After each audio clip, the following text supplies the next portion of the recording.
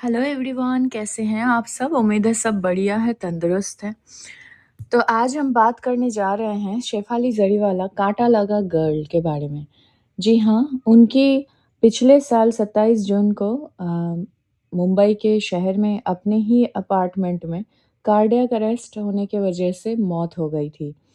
पर अब उनके जो पति हैं पराग जी, तो पराग जी के तरफ से एक बहुत ही भयानक स्टेटमेंट आया है, उसी के ऊपर हम बात करेंगे। वो उनका कहना है कि शेफ़ाली के ऊपर किया गया था ब्लैक मैजिक, काला जादू। जी हाँ, बिल्कुल आप सही सुन रहे हैं। ख़ैर एक डिस्क्लेमर मैं अपनी तरफ से दे दूँ कि ये चैनल और ये वीडियो बिल्कुल भी किसी भी काला जादू, तंत्र-वंत्र को प्रमोट नहीं करता है। जितना सुनने को मिला है, उसी के ऊपर आप तक बस इन्फॉर्मेशन पहुँचाई जा रही है। तो अगर आप मेरे चैनल पे नए हैं, तो सबसे पहले चैनल को सब्सक्राइब करिए, इस वीडियो को लाइक करिए और पूरे वीडियो को तसल्ली से सुनिए। तो जैसे कि आप सबको पता है कि शेफ़ाली बहुत ही सुंदर, बहुत ही चार्मिंग और बहुत ही एनर्जेटिक एक पर्सन थी और ऑल ऑफ सडन एकदम से उनकी मौत की खबर आती है 27 जून की रात को। और उसके बाद सब इसी सोच में भिड़े हुए थे कि ऐसा क्या हो गया, क्योंकि वो बहुत ज़्यादा जिम करना और बहुत ज़्यादा हेल्थ कॉन्शियस भी रही थी। तो इन दिनों पराग का कहना है कि वो साधना वगैरह में बहुत ज़्यादा इन्वॉल्व हो चुके हैं। वो सुबह-सुबह उठते हैं, साधना करते हैं, चैंट करते हैं और जैसे कि हम सबको पता है पहले जब शेफ़ाली ज़िंदा थी उस समय वो भी बहुत ज़्यादा पूजा-पाठ इन सबों में विश्वासी थी और वो भी अपने घर में हर साल गणपति करना, हर मंदिरों में दर्शन करने जाना और बहुत ज़्यादा स्पिरिचुअल वो थी। तो उनके जाने के बाद पराग भी अपने वाइफ़ के ही दिखाए हुए रास्ते पे ये भी चलने लगे, ऐसा कि जैसे कि ये पहले भी करते थे पूजा-पाठ, लेकिन इन दिनों इनका जो है आस्था पे, भक्ति पे बहुत ज़्यादा ही इनका रुख जो है वो बदल चुका है और ये बहुत ज़्यादा ही साधना वगैरह में इन्वॉल्व हो चुके हैं। शेफ़ाली को हुआ क्या था? ये पराग से पूछा गया है एक बहुत ही फ़ेमस यूट्यूबर के पॉडकास्ट में। इन दिनों वो गए हैं, जो कि इनके दोस्त भी रहे हैं। तो उसी पॉडकास्ट में इनको पूछा गया है। तो पराग के तरफ से स्टेटमेंट आया कि 3-4 महीने मतलब हर 3-4 महीने में ये लोग अपना हार्ट का चेकअप वग़ैरह, फुल मेडिकल चेकअप और सब कुछ कराते थे। रूटीन मेंटेन करते थे, खाने-पीने पे भी एक्स्ट्रा केयर करते थे। ऐसा नहीं कि कुछ भी खा लिया, कहीं भी चले गए। बट उसके बावजूद उनको कार्डियक अरेस्ट हुआ, जो कि हम सबको पता है। और हाँ, इसमें उन्होंने एक बात और भी कहा है कि ग्लूटाथियोन के बारे में जो हर किसी ने एक मतलब अपना-अपना पीओवी रखा था उस टाइम पे, बहुत ज़्यादा हवा फैला था कि भाई ग्लूटाथियोन के ओवरडोज़ के वजह से फ़ास्ट रखने के वजह से और मेडिसिन्स का जो है साइड इफ़ेक्ट की वजह से उनके साथ ऐसा हुआ, बीपी फ्लक्चुएट कर गया और उनको कार्डियक अरेस्ट आ गया। तो इन सभी बातों को नकारते हुए पराग का कहना है कि ग्लूटाथियोन आजकल के डेट में इतनी बड़ी बात नहीं है, हर कोई लेता है। ये पराग का कहना है, हर कोई लेता है और ऐसा भी नहीं था कि शेफ़ाली सुंदर नहीं थी, वो गोरी नहीं थी, उसको और गोरी होने की कोई ज़रूरत नहीं था। ये सब पराग के स्टेटमेंट है। वो बस अपना जो है फ़िटनेस और अपना ग्लैमरस रहने के लिए वो एक रूटीन मेंटेन करती थी, जिसके दौरान उन्हें ये ग्लूटाथियोन का जो इंजेक्शंस है, ये लेना पड़ता था। इनफैक्ट पराग का ये भी कहना है कि वो खुद भी ग्लूटाथियोन लेते हैं। तो ख़ैर ये सब बेकार की बातें हैं, ऐसा पराग का कहना है। सिर्फ़ 45 मिनट में सब कुछ ख़त्म हो गया था, सीपीआर भी काम नहीं आया था। ये ऐसा पराग कह रहे हैं कि वो जब रात को घर आ रहे थे, तो बस 45 मिनट ही उन्होंने नीचे मतलब 45 मिनट पहले ही उनको कॉल पे बात किया गया। उनसे शेफ़ाली ने बात किया और बताया उनके डॉग को नीचे घुमाने के लिए, जो उनका सिम्बा है, उनको नीचे घुमाने के लिए।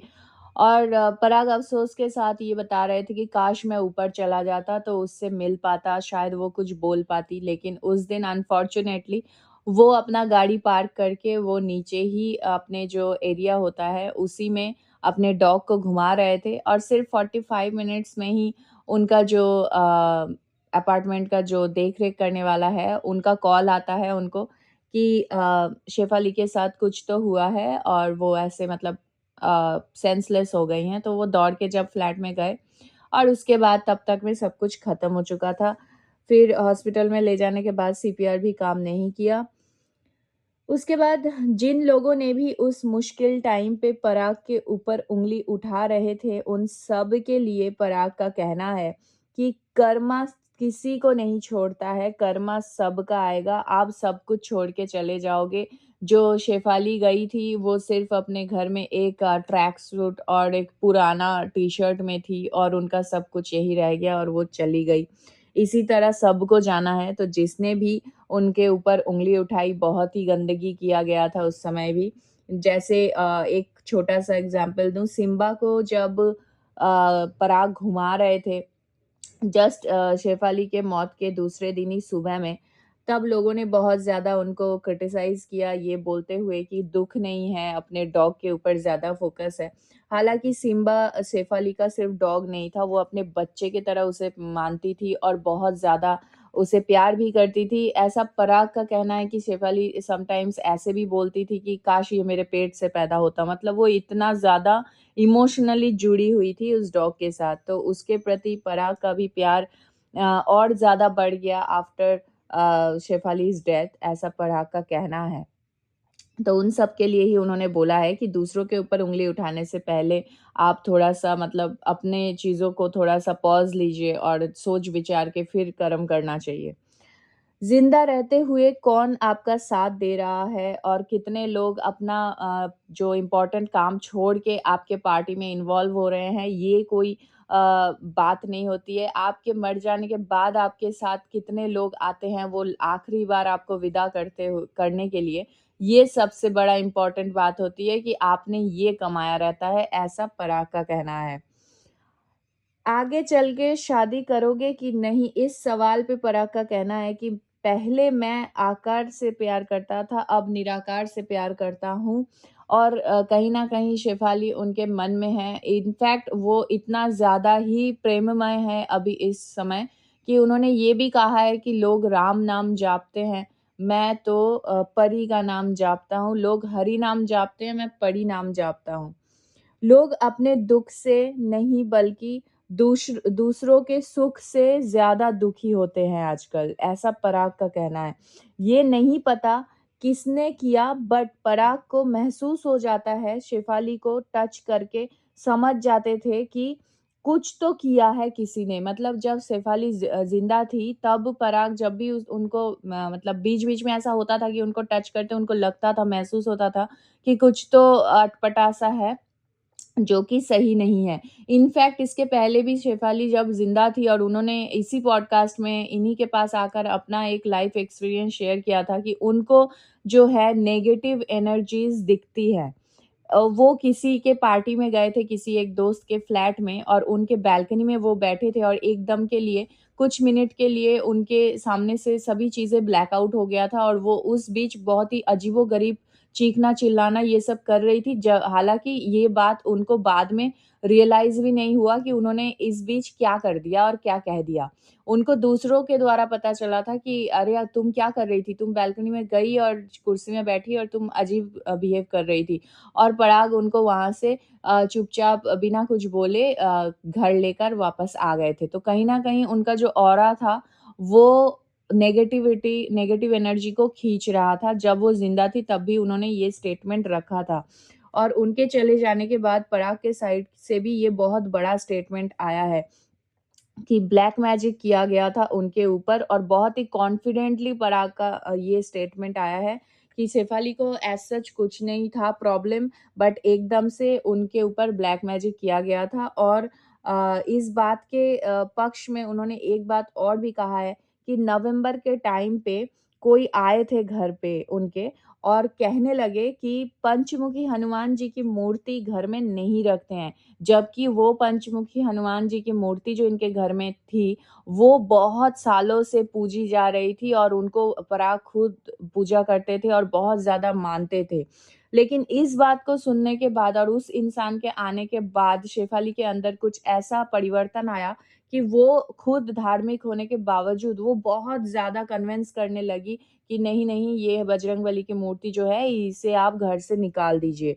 और इसी बात पे कन्विंस होकर पराग ने उस मूर्ति को ले जाके विसर्जन कर दिया और जो कि बहुत ज़्यादा बुरा था और बहुत सालों से घर पे पूजा करने वाला एक मूर्ति को इस तरीके से विसर्जन कर दिया और जब वो विसर्जन करके घर आए, विदिन 15 मिनट्स उनके अंदर एहसास हुआ कि नहीं कुछ तो गलत उन्होंने किया है, तो वो वापस गए और उसी जगह पे उन्होंने बहुत ढूँढा लेकिन उनको कभी नहीं मिला और कहीं नहीं मिला। उसी टाइम के कुछ दिनों, कुछ महीने बाद क्योंकि ये नवंबर का घटना है और शेफ़ाली की मौत हो गई थी जून में ही। मतलब 1 साल भी नहीं घुमा और उसके बाद एकदम से ऐसी उनको मतलब कार्डियक अरेस्ट आया जैसा कि मेडिकल साइंस बताता है और उसके बाद शेफ़ाली जो है वो चली गई। तो पराग के जानने वाले के उसके बाद जो है पराग का जो ये स्टेटमेंट है कि कुछ तो अटपटा था। उसके बाद पराग ने बहुत ज़्यादा मन में उसी समय विसर्जन करने के बाद उन्होंने हाथ जोड़ के माफ़ी माँगते हुए ईश्वर से कहा था कि आप प्लीज़ मेरे घर वापस आ जाना, प्लीज़ आ जाना। इस तरीके से उन्होंने बोला था लेकिन बजरंगबली उनके घर नहीं आए।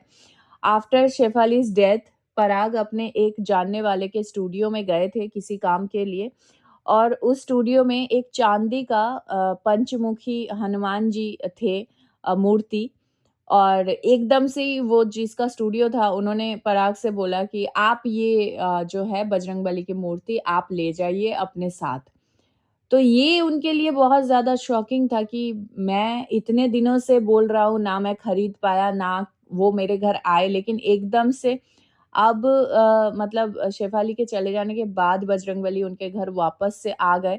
तो कहीं न कहीं डॉट से डॉट कनेक्ट करते हुए पराग का ये कहना है कि कुछ तो ब्लैक मैजिक किया गया था उनके ऊपर और सिर्फ़ उनको रास्ते से हटाना ही उनका मेन मकसद था और उस पे वो कामयाब हो गए। बजरंगबली जी को दोबारा से घर में स्थापित करते हुए उन्होंने यही बोला कि बाबा आप बहुत लेट कर गए आने में और काश मैं उस दिन नहीं वो दुष्कर्म करता मतलब ले जाके इस तरीके से विसर्जन करता तो शायद आज शेफाली उनके साथ होती। तो ये पूरा स्टेटमेंट उन्होंने किसी एक पॉडकास्ट में जाकर बताया है, अपना जो एक्सपीरियंस उन्होंने वहाँ पे शेयर किया है और वैसे आपकी क्या राय है इस बारे में कि ब्लैक मैजिक कितना कार्यकर होता है और होता भी है कि नहीं? आप please let me know in the comment section, comment में बताइए मुझे और अगर आपको मेरा ये वीडियो पसंद आया तो please do like, share and subscribe to my YouTube channel which is Foodies Reaction by T. मिलते हैं नेक्स्ट वीडियो में, तब तक के लिए take care, bye bye, love you all.